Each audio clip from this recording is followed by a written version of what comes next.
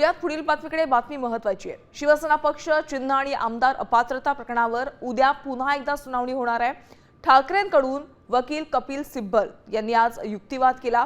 यावेळी त्यांनी निवडणूक आयोगाच्या निर्णयावर आक्षेप घेतलाय। 1999च्या घटनेनुसार मुख्य नेता पद नव्हतं, मग शिंदेंना पद कोणत्या घटनेच्या आधारे बहाल केलं, असा युक्तिवाद कपिल सिब्बल यांनी केलाय।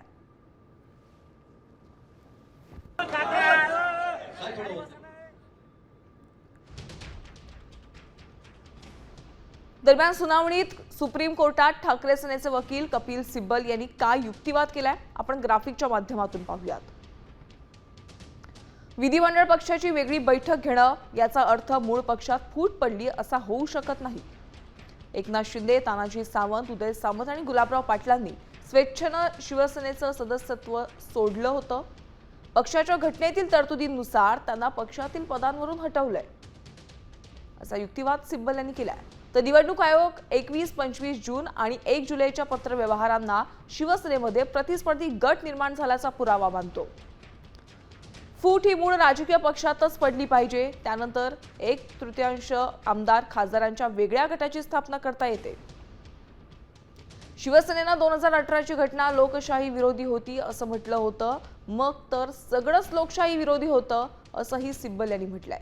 1999च्या घटनेनुसार मुख्य नेता असं कोणतंही पद अस्तित्वात नव्हतं। एकनाथ शिंदेंनी स्वतःला हे पद कोणत्या घटनेच्या आधारे बहाल करून घेतला, असा सवाल आजच्या या युक्तिवादातून कपिल सिब्बल यांनी उपस्थित केलाय। आज माननीय कपिल सिब्बल यांनी संपूर्ण बाजू आमची संविधानाच्या दृष्टीने,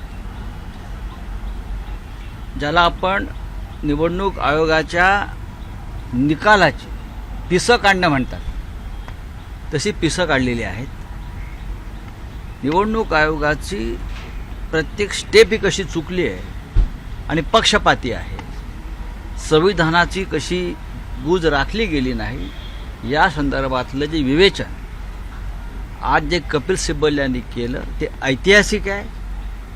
सुनावणीमध्ये जे काही मुद्दे आपण निघालेले आहेत, बघा, या लोकशाहीमध्ये जो जनाधार असतो तो फार महत्त्वाचा असतो आणि जो जनाधार एकनाथ शिंदे साहेबांनी मिळवलेला आहे बाळासाहेबांच्या आशीर्वादाने, दिघे साहेबांच्या आशीर्वादाने, त्याला तोड किंवा त्याला उत्तर कोणीही देऊ शकत नाही।